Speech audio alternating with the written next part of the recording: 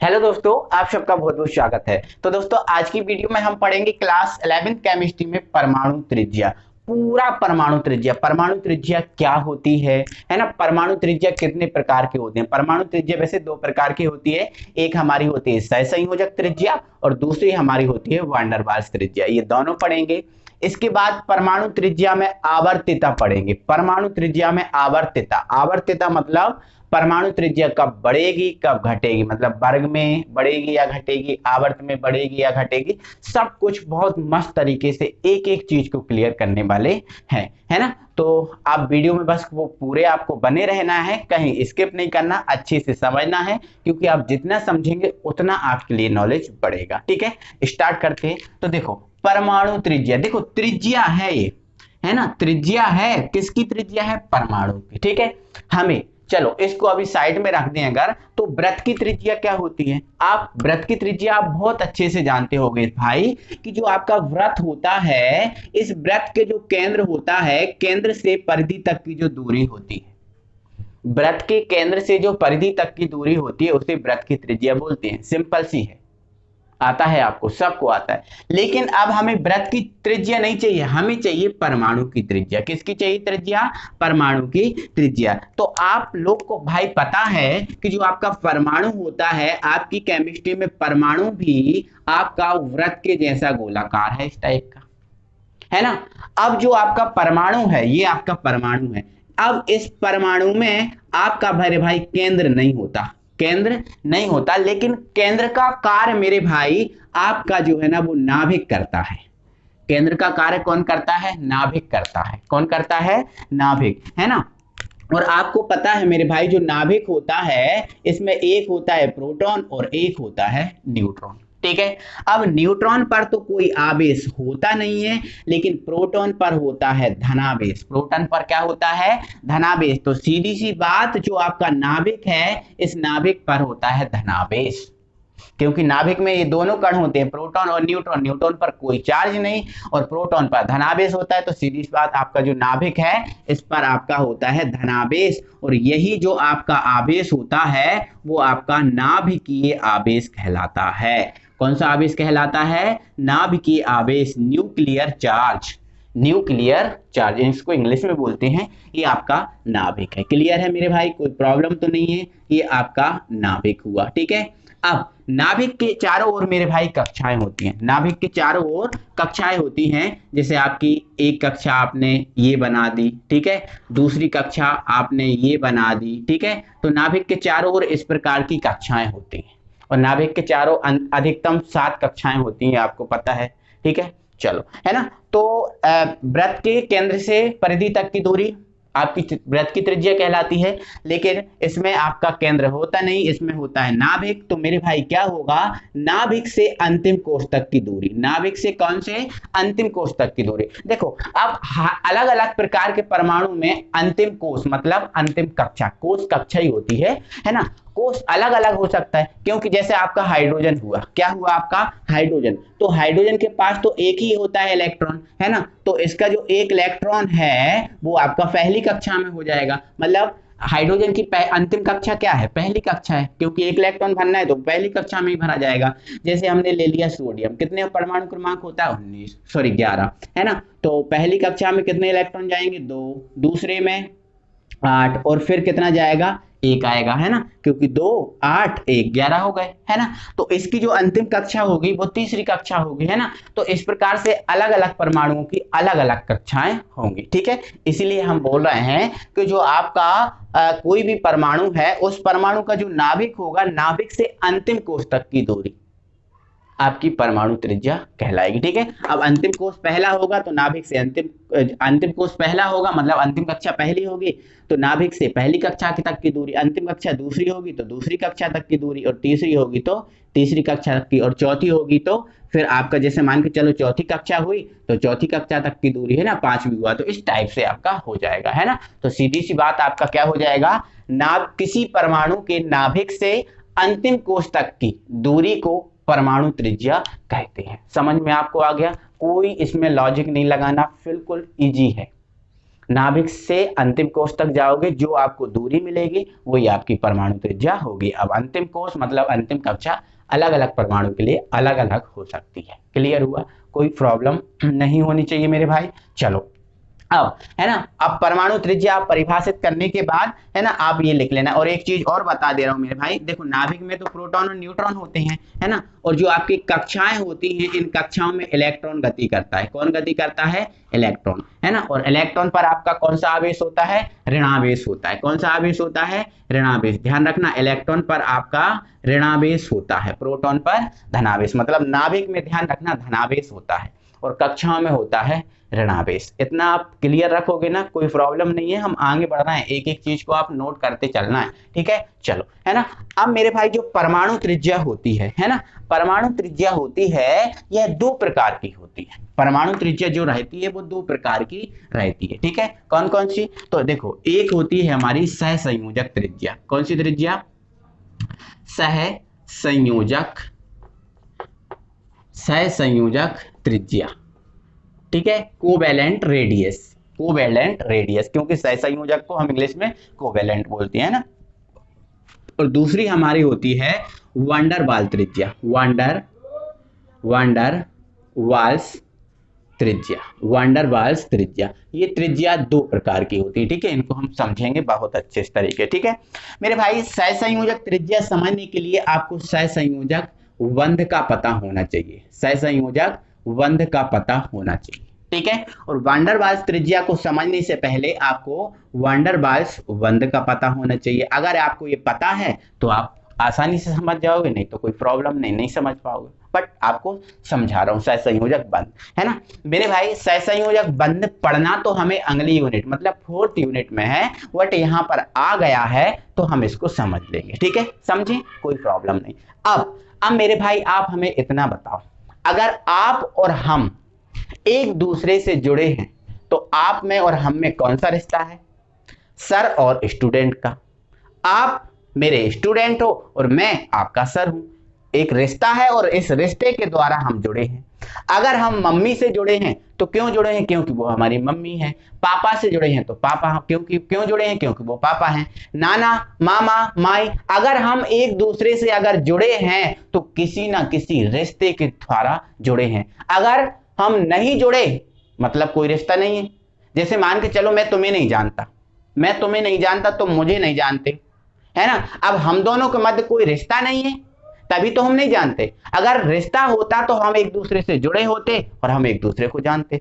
मतलब मेरे भाई, इंसान एक दूसरे से अगर जुड़ा है तो वो केवल और केवल रिश्तों के द्वारा जुड़ा है। अगर रिश्ता नहीं होगा तो आपका वो इंसान आपस में नहीं जुड़ सकता। समझ रहे हो कि नहीं? बिल्कुल आप समझ जाना, यही कॉन्सेप्ट लगने वाला है यहाँ पर, ठीक है। इसी प्रकार मेरे भाई, जैसे इंसान रिश्तों के द्वारा जुड़ा होता है, उसी प्रकार जो परमाणु जब आपस में जुड़ते हैं तो उनके मध्य भी एक रिश्ता होता है, उनके मध्य भी एक रिश्ता होता है। जैसे मैंने जोड़ दिया यहाँ पर Cl, मैंने यहाँ पर 2 Cl को जोड़ दिया और ये बन गया आपका Cl2। अब Cl2 में 2 परमाणु हैं, Cl2 अणु बन गया, इसमें 2 परमाणु हैं। कितने परमाणु हैं? 2 परमाणु।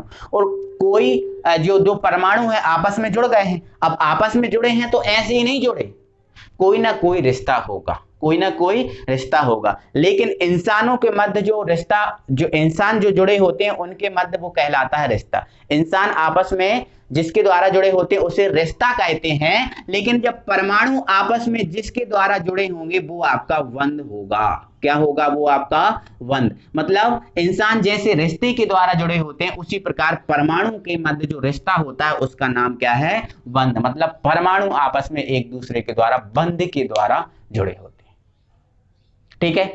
अब ये जो बंध है, ये बंध मेरे भाई हमें पढ़ना है 4 प्रकार का।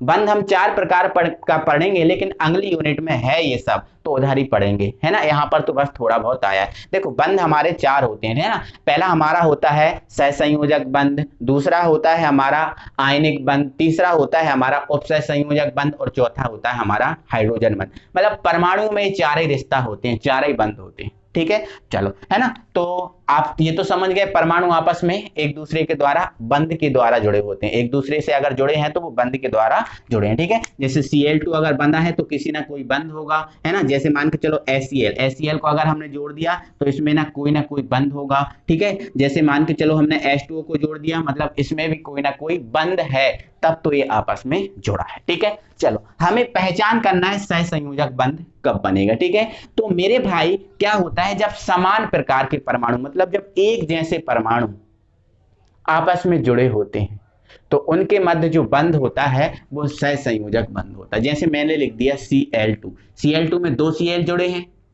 है ना, तो इसमें जो आपका बंध होगा वो आपका सहसंयोजक बंध होगा। कौन सा बंध होगा, सहसंयोजक बंध के द्वारा ये आपस में जुड़े हैं, मतलब समान प्रकार के परमाणु सहसंयोजक बंध द्वारा जुड़े होते हैं, ठीक है। जैसे हमने H2 लिख दिया, ये समान प्रकार के 2 परमाणु H लगे H2 बना, ठीक है। जैसे हमने लिख दिया Cl2, ये भी समान प्रकार के परमाणु है ना। जैसे हमने लिख दिया N2, ये भी समान प्रकार के परमाणुओं से बना है। हमने लिख दिया O2, ये भी समान, मतलब समान प्रकार के परमाणु जिस बंध के द्वारा जुड़े होते हैं, बंधे होते हैं, उसे हम बोलते हैं सहसंयोजक बंध। क्लियर है, कोई दिक्कत नहीं है। आपको नोट करना है तो आप कहीं नोट कर लें आई साइड में, बाकी मैं पूरा पढ़ाऊंगा अगली यूनिट में इसको, ठीक है। चलो, है ना। अब आता है वांडरवाल्स बंध, है ना। तो मेरे भाई अक्सर आपने देखा होगा अलग अलग प्रकार के परमाणु भी जुड़े होते हैं, है ना। जैसे मान के चलो HCl, H अलग है Cl अलग है, बट दोनों जुड़े हैं किसी ना किसी रिश्ते के द्वारा, किसी ना किसी बंध के द्वारा जुड़े होंगे।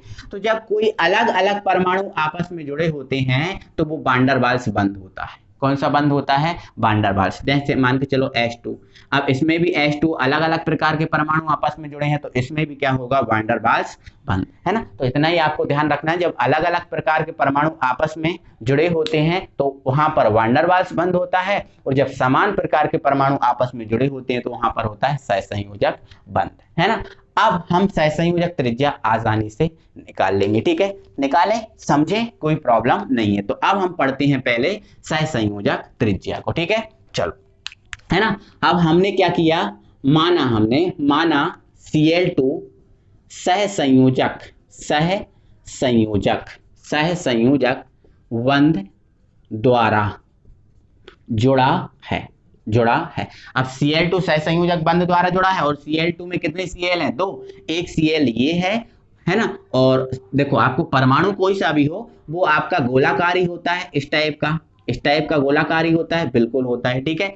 अब एक Cl, 2 Cl है, एक Cl हमने ये बना लिया, और जो दूसरा Cl हमने ये बना लिया, ठीक है। दूसरा Cl हमने ये बना लिया, ये भी आपका Cl हो गया और ये भी आपका Cl हो गया। ये आपका क्या बन गया, Cl2 आपस में सहसंयोजक बंध द्वारा बंधा है ना। और हमने ये दोनों परमाणु बना लिए, गोलाकार होते हैं।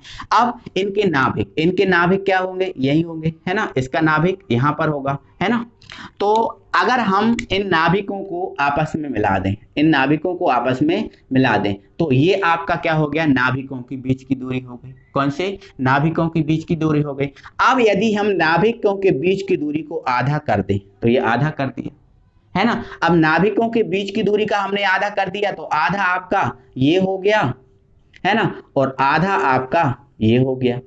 आधा हो गया, आधा ये और आधा ये, है ना। तो आधा जो मेरे भाई, अब हमने किसका आधा किया, सहसंयोजक बंध से बंधे जो परमाणु थे उनकी नाभिकों के बीच की दूरी का हमने आधा कर दिया, बस कुछ नहीं किया। सहसंयोजक बंध से जो परमाणु बंधे थे, ये दोनों परमाणु बंधे थे, उनके नाभिकों के बीच की दूरी का हमने क्या किया, आधा। ये आधा और ये आधा, हमने केवल आधा किया ना। तो मेरे भाई यही जो आपका आधा है ये वाला और आपका ये वाला दोनों आधा है, ये दोनों आधे आधे भाग आपके सहसंयोजक त्रिज्या कहलाएंगे। क्या कहलाएंगे, सहसंयोजक त्रिज्या।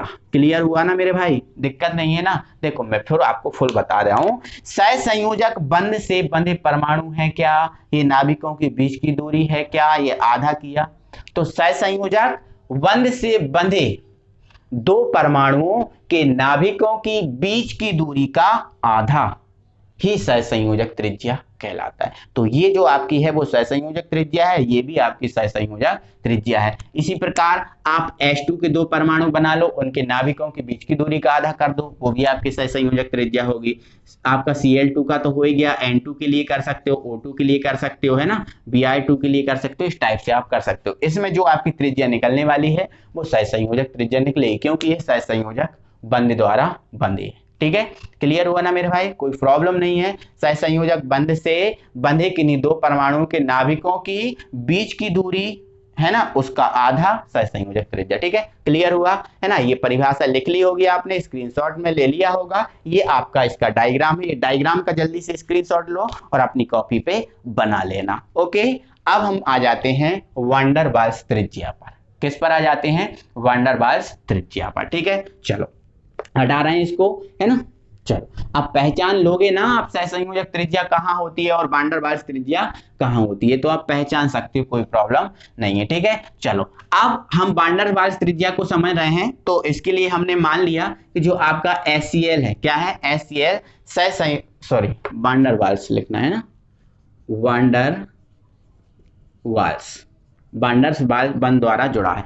मान लिया हमने जो HCl है वो वैन डर वाल्स बंध द्वारा बंधा है और हम HCl के आकार बनाते हैं। ठीक है, तो ये आपका मान लिया H का हो गया, ठीक है, और ये आपका हो गया Cl। ठीक है, H और Cl है, तो ये हमने H का मान लिया और ये हमने मान लिया Cl का मान लिया। ठीक है, अब है ना, इनके नाभिक ये बने हैं, ये इनके नाभिक हैं। ठीक है, अब ये नाभिकों की बीच की दूरी हो गई और आपको इसमें भी क्या करना है? नाभिकों की बीच की दूरी का आधा करना है। तो नाभिकों की बीच की दूरी का आधा एक ये निकल जाएगा और आधा एक ये निकल जाएगा। ठीक है, तो इसमें भी आपका सिंपल है, वही परिभाषा, केवल यहाँ पर सहसंयोजक बंध की जगह वैन डर वाल्स बंध कर दोगे, है ना। तो इसकी परिभाषा क्या हो जाएगी? वैन डर वाल्स बंध से बंधे, वैन डर वाल्स बंध से बंधे 2 परमाणुओं के नाभिकों की बीच की दूरी, नाभिकों की बीच की दूरी का आधा, मतलब ये और ये, वैन डर वाल्स त्रिज्या कहलाता है। सिंपल है मेरे भाई, है ना। सहसंयोजक बंध होगा तो सहसंयोजक त्रिज्या आएगी, वैन डर वाल्स बंध होगा तो वैन डर वाल्स त्रिज्या आएगी। क्लियर हुआ? चलो, है ना। अगर मैं आपसे पूछूं कि बताओ N2 में कौन सी त्रिज्या होगी, है ना, N2 में सहसंयोजक बंध है, मतलब सहसंयोजक त्रिज्या होगी। अब मैं पूछ लूं बताओ HBr में कौन सी त्रिज्या होगी, आप कहोगे सर ये अलग अलग प्रकार के परमाणु हैं जो वैन डर वाल्स बंध द्वारा बंधे होंगे, तो इसमें वैन डर वाल्स त्रिज्या होगी। ठीक है, तो इस टाइप से आपको सहसंयोजक त्रिज्या और वैन डर वाल्स त्रिज्या दोनों की परिभाषाओं को लिख लेना है ना, और ये इनके डायग्राम है, ये डायग्राम बना लेना। इतना क्लियर हुआ? कोई प्रॉब्लम नहीं है मेरे भाई, है ना। मेरे हिसाब से मेरे भाई कोई प्रॉब्लम नहीं होगी, मैंने एक एक चीज को स्पष्ट किया, कहीं आपको सस्पेंस में नहीं रखा, इतना सा हर एक चीज को कंप्लीट करा दिया। ठीक है, चलो अब बढ़ते हैं मेरे भाई हम आगे। मेरे भाई जो आपकी परमाणु त्रिज्या है, अब हम इसमें आवर्तिता पढ़ेंगे। आवर्तिता का मतलब सिर्फ इतना होता है मेरे भाई कि जो आपकी परमाणु त्रिज्या है वो कब बढ़ेगी, है ना, या कब घटेगी, है ना, कब बढ़ेगी या कब घटेगी। बस आवर्तिता का मतलब बढ़ना या घटना होता है। आवर्तिता एक अलग ही शब्द है, आप इसका मतलब नहीं जान पा रहे, टेंशन मत लो। आवर्तिता का मतलब बढ़ना या फिर घटना होता है, मतलब जो परमाणु त्रिज्या कब बढ़ेगी कब घटेगी, यही आवर्तिता है। ठीक है, आवर्तिता मतलब बढ़ना या घटना। ठीक है, तो आवर्तिता मतलब परमाणु त्रिज्या जो है कब बढ़ेगी कब घटेगी, इस चीज को हम देख रहे हैं। ठीक है, तो पहले हम मेरे भाई वर्ग पे बात करेंगे, पहले हम वर्ग में चेक करेंगे, वर्ग में परमाणु त्रिज्या पे क्या प्रभाव पड़ता है और आवर्त में क्या प्रभाव पड़ता है, अलग अलग देखेंगे। ठीक है, वर्ग, है ना। तो सबसे पहले, है ना, वर्ग को समझने के लिए मेरे भाई मैं पहले एक वर्ग बना ले रहा हूँ। ये आपका हाइड्रोजन हो गया, हाइड्रोजन के बाद एक लिथियम पहला ही वर्ग बना ले रहा हूँ। ठीक है, ये आपका सोडियम हो गया, ये आपका पोटेशियम हो गया, है ना, ये आपका रोबेडियम हो गया। इस टाइप से हमने ये वर्ग आपका बना लिया। ठीक है ना, पोटेशियम, रोबेडियम, फिर आपका सीजियम हो गया और ये आपका फ्रेंसियम। नहीं दिख रहा तो कोई प्रॉब्लम नहीं है। ठीक है, चलो इसका परमाणु क्रमांक 1 है, इसका 2 है, 3 है, 4 है, 5 है, नो मिस्टेक, है ना, 1 है इसका 3 है, इसका 11, 19, है ना, और इसका 37 होता है। इसके बाद रहने दो, कोई प्रॉब्लम नहीं है, है ना। चलो ओके, इतना ही काम चला लेंगे, है ना। चलो हाइड्रोजन, अब इसके एक इलेक्ट्रॉन को भरो। तो देखो ये इसका मान लिया नाभिक है और इसका एक इलेक्ट्रॉन है, तो ये पहली कक्षा में ही भरा जाएगा, पहली कक्षा में ही भरा जाएगा। इसके कितने इलेक्ट्रॉन? 3, ठीक है, कितने हैं? 3। तो ये आपका नाभिक बन गया। पहली कक्षा में कितने इलेक्ट्रॉन? देखो 3 है, तो पहली कक्षा में 2 और दूसरी कक्षा में कितने इलेक्ट्रॉन होंगे? 1 होगा। कितना होगा? 1। ओके चलो, है ना, इधर समझो आप, है ना। अब ये इसका 11 है, तो ये इसका नाभिक हो गया। पहली कक्षा में 2 इलेक्ट्रॉन, दूसरी कक्षा में 8 इलेक्ट्रॉन और आपका जो तीसरी कक्षा है इसमें कितने इलेक्ट्रॉन होंगे? 1 इलेक्ट्रॉन, ठीक है। इसके बाद, है ना, इसलिए बोल रहा था कि आप ज्यादा मत बनाओ, क्योंकि यहाँ पर हम पूरा नहीं दिखा पाएंगे, पूरा आपको दिखाएगा नहीं, बाकी समझ में पूरा आ जाएगा, टेंशन मत लो, ठीक है। इसलिए इनको हम हटा देते हैं, पोटेशियम को बनाते हैं थोड़ा सा नीचे, ताकि आपको स्पष्टली दिख सके, अच्छे से समझ सको, है ना।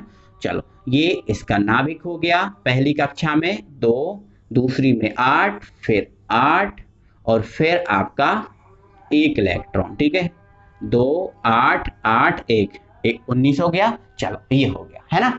अब आप पूरे वर्ग की बात कर रहे हैं ना, तो मेरे भाई आप ये बताओ, ये आपका एक वर्ग है, हमने एक पहला वर्ग बनाया, पहले वर्ग के तत्व उठाए। तो देखो पहले वर्ग में जब हम ऊपर से नीचे की ओर चल रहे हैं, तो क्या परमाणु क्रमांक में वृद्धि हो रही है? बोलो, क्या परमाणु क्रमांक में वृद्धि हो रही है? तो आप बोलोगे सर हाँ, परमाणु क्रमांक में वृद्धि हो रही है, इसका 1 है, इसका 3 है, इसका 11 है, इसका 19 है, हो रही है सर परमाणु क्रमांक में वृद्धि। अब क्या परमाणु क्रमांक में वृद्धि होने से इनकी कक्षाओं की संख्या बढ़ रही है? तो सर ये भी दिख रहा है, इसके पास 1 कक्षा है, इसके पास 2 है, इसके पास 3 है, इसके पास 4 है। अब नीचे और जाएंगे तो फिर 5 6 7 कक्षाओं की संख्या भी बढ़ रही है। क्या कक्षाओं की संख्या बढ़ने से क्या नाभिक से अंतिम कोष तक की दूरी क्या होगी? अंतिम कक्षा की दूरी नहीं बढ़ेगी। देखो इसमें अंतिम कक्षा, नाभिक से अंतिम कक्षा की दूरी ये है, इसमें थोड़ी ज्यादा है, देखो ये इसमें और ज्यादा है ना, और इसमें और ज्यादा है। क्या नाभिक से अंतिम कक्षा के तक की दूरी बढ़ रही है? बढ़ रही है। तो नाभिक से अंतिम कक्षा की दूरी बढ़ रही है, तो क्या मेरे भाई आपको एग्जैक्टली समझ में नहीं आ रहा क्या त्रिज्या भी बढ़ रही है? बोलो, नाभिक से अंतिम कोष तक की दूरी बढ़ रही है तो क्या त्रिज्या नहीं बढ़ेगी? तो आप बिल्कुल कह सकते हो हाँ सर, त्रिज्या भी बढ़ रही है। अब त्रिज्या क्यों बढ़ी? क्योंकि ऊपर से नीचे की ओर गए तो परमाणु क्रमांक बढ़ा, परमाणु क्रमांक बढ़ा तो कक्षाओं की संख्या बढ़ गई, और कक्षाओं की संख्या बढ़ गई तो नाभिक से अंतिम कोष तक की दूरी बढ़ गई, इसलिए सर परमाणु त्रिज्या बढ़ गई। आया समझ में? आया समझ में? तो ध्यान रखना है कि परमाणु त्रिज्या जब हम वर्ग में ऊपर से नीचे की ओर चलेंगे तो बढ़ती है। ये हम एक वर्ग की बात नहीं कर रहे, आपके 18 वर्ग होते हैं, हम 18 वर्ग की ही बात कर रहे हैं। आप किसी भी वर्ग में ऊपर से नीचे की ओर जाओगे तो परमाणु त्रिज्या बढ़ेगी। आपसे बोले क्यों बढ़ेगी, तो आप बता देना सर ऊपर से नीचे की ओर चलने पर परमाणु क्रमांक में वृद्धि होती है, जिससे परमाणविक कक्षाओं में भी वृद्धि होती है। परमाणु क्रमांक में वृद्धि होती है जिससे कक्षाओं की संख्या में भी वृद्धि होती है, जिससे नाभिक से अंतिम कोष तक की दूरी बढ़ेगी, अतः परमाणु त्रिज्या बढ़ जाती है। क्लियर हुआ? तो यही आपको रीजन देना है ना। लिखने के हिसाब से लिखो, आप लिख सकते हो, स्क्रीन पर आ रही है थ्योरी, आप स्क्रीनशॉट इसका लेना है ना। तो किसी वर्ग में, किसी भी वर्ग की बात कर रहे हैं, किसी वर्ग में ऊपर से नीचे की ओर चलने पर परमाणु त्रिज्या बढ़ती है। क्यों? क्योंकि वर्ग में ऊपर से नीचे की ओर चलने पर परमाणु क्रमांक में वृद्धि होती है, जिससे कक्षाओं की संख्या में भी वृद्धि होती है ना।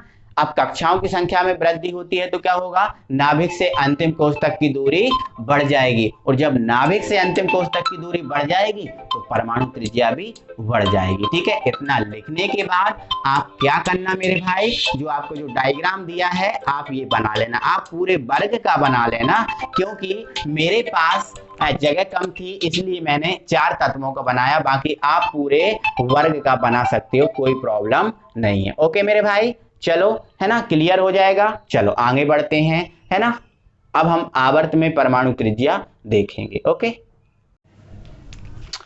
तो दोस्तों आप वर्ग में तो परमाणु त्रिज्या बहुत अच्छे से समझ गए होंगे। किसी भी वर्ग में अगर हम ऊपर से नीचे की ओर जाएंगे तो परमाणु त्रिज्या बढ़ेगी, और कारण आपका यही है, परमाणु क्रमांक बढ़ना और कक्षाओं की संख्या बढ़ना, यही कारण है और कोई अलग कारण नहीं है। ठीक है, चलो अब हम समझते हैं आवर्त में। और आवर्त में ना हम किसी भी आवर्त की बात करेंगे, 7 आवर्त होते हैं तो 7 आवर्त की बात होगी। ठीक है, जैसे वर्ग में हमने पूरे वर्गों की बात की थी, उसी प्रकार हम आवर्त के सभी आवर्त की बात करेंगे। ठीक है, चलो हम एक आवर्त के कोई तत्व उठा लेते हैं। जैसे हमने दूसरा आवर्त उठा लिया जो आपका है लिथियम। ठीक है, फिर आपका आएगा बेरिलियम, आपका बोरॉन आता है। ठीक है, बोरॉन के बाद कार्बन। ठीक है, फिर नाइट्रोजन।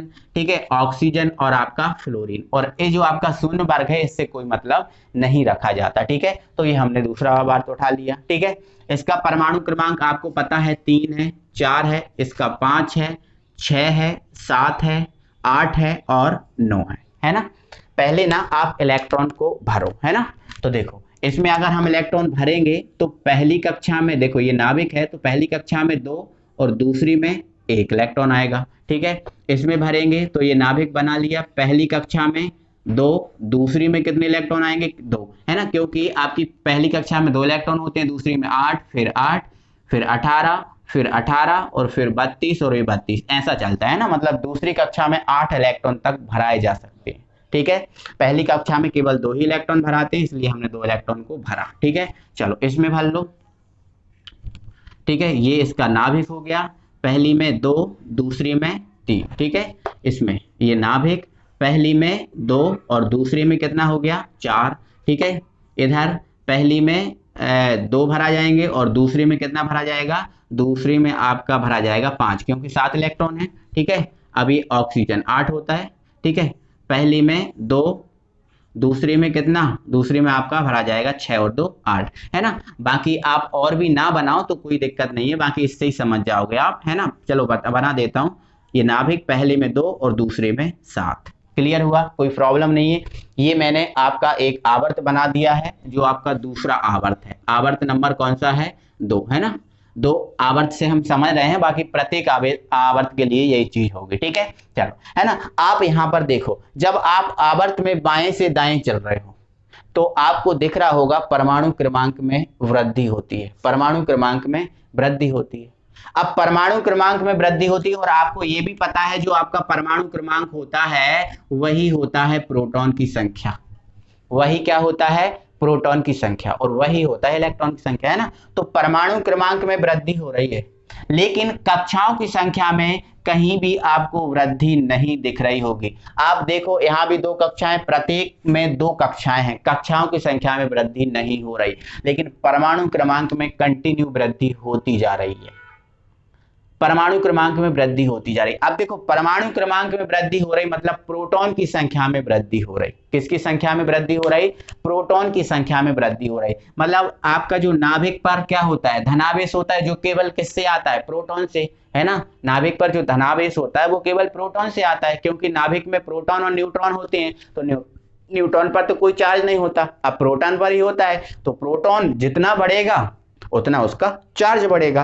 प्रोटॉन की संख्या बढ़ रही है तो जो नाभिक है इसका चार्ज भी बढ़ रहा है, मतलब नाभिक की जो शक्ति है वो नाभिक की शक्ति बढ़ रही है, नाभिक की शक्ति बढ़ रही है। ठीक है, जैसे मान लिया, हाँ ठीक है, ये नाभिक की शक्ति बढ़ रही है और कक्षाओं में कौन है इलेक्ट्रॉन, और इलेक्ट्रॉन पर क्या होता है ऋणावेश, है ना। देखो यह नाभिक पर कौन धनावेश और कक्षाओं में कौन ऋणावेश, है ना। मान लिया मैंने यहाँ पर आपके 2 व्यक्ति बनाए, ठीक है, कितने व्यक्ति बनाए मैंने यहाँ पर आपके 2 व्यक्ति बना दिए। ठीक है, चलो ये 2 व्यक्ति मैंने यहाँ पर बना दिए। ठीक है, और ये जो आपका व्यक्ति है वो आपका है धनावेश। ठीक है, और एक व्यक्ति और मैंने बना दिया, समझाने के लिए है मेरे भाई केवल, ये आपका दूसरा व्यक्ति है।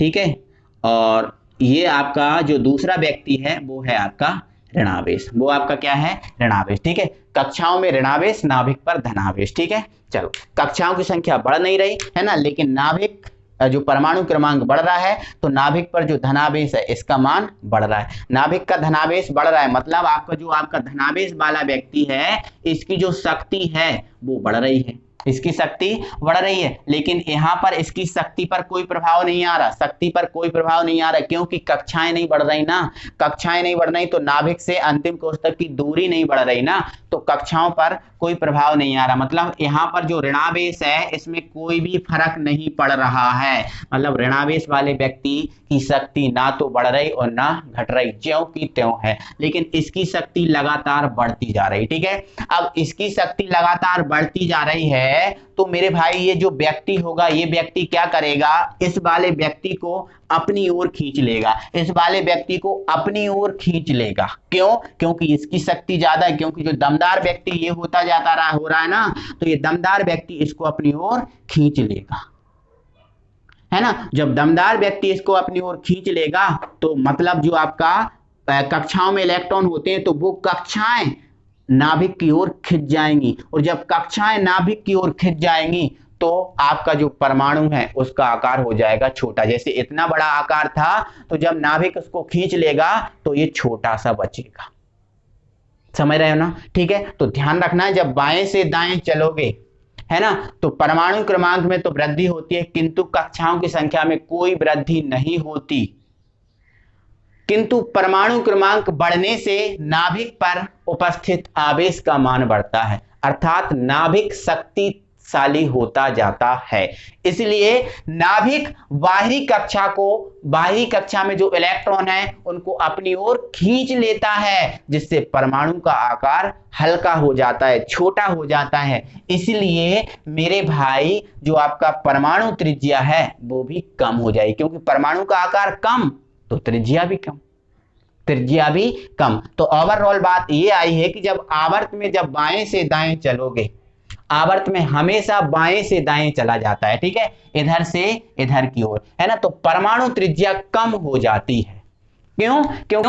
क्योंकि जब हम आवर्त में बाएं से दाएं चलते हैं तो परमाणु क्रमांक में वृद्धि होती है, किंतु कक्षाओं की संख्या में कोई भी वृद्धि नहीं होती।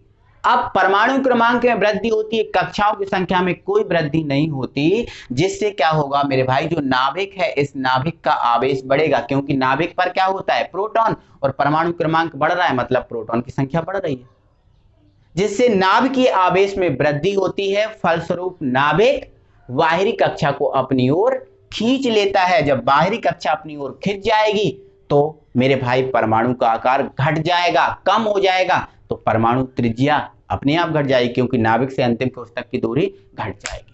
समझ रहे हो ना। तो ये ना मेरे भाई आप कॉपी में लिख लेना। अब आपको थोड़ा बहुत मिस्टेक आ रहा है, समझ में नहीं आ रहा, तो वीडियो को फिर से पीछे कर लो, आप थोड़ा सा करके फिर से समझ लोगे, है ना। थोड़ा सा ये डिफिकल्ट टॉपिक है तो बिल्कुल समझने वाला, माइंड में जाने वाला। एक बार समझ गए ना फिर रटने की जरूरत नहीं है, सब आप कॉपी में लिख दोगे, कोई प्रॉब्लम नहीं, बट समझ लो अच्छे से, ठीक है। तो थोड़ा आप पीछे करके, अगर नहीं समझ में आया तो वीडियो को पीछे करके फिर से अगेन आप देख लो, समझ में आ जाएगा, ठीक है। तो मेरे भाई आप दिल से ना वीडियो को लाइक कीजिए, शेयर कीजिए अपने फ्रेंड सर्कल में, है ना। और अभी तक आपने हमारे चैनल को सब्सक्राइब नहीं किया है तो जल्दी से चैनल को सब्सक्राइब जरूर कर लीजिए, क्योंकि यहाँ पर इंपॉर्टेंट एंड महा इंपॉर्टेंट वीडियो आपको प्रोवाइड कराई जाती है। आपको पूरा सिलेबस कराया जा रहा है केमिस्ट्री का, है ना, 11th केमिस्ट्री हो या 12th केमिस्ट्री हो, फुल आपको सिलेबस कराया दिया जा रहा है। आपको 100% रिजल्ट की गारंटी लेते हैं, आपको 100% रिजल्ट हम बनवाएंगे, है ना। और एक खुशखबरी है आप लोगों के लिए दोस्तों, 1-2 दिन में आपको क्लास 11th के जो आपके नोट्स हैं, नोट्स PDF आपको टेलीग्राम चैनल पर डाल दी जाएगी। हमारा टेलीग्राम चैनल गणेशाय वर्ल्ड के नाम से ही है,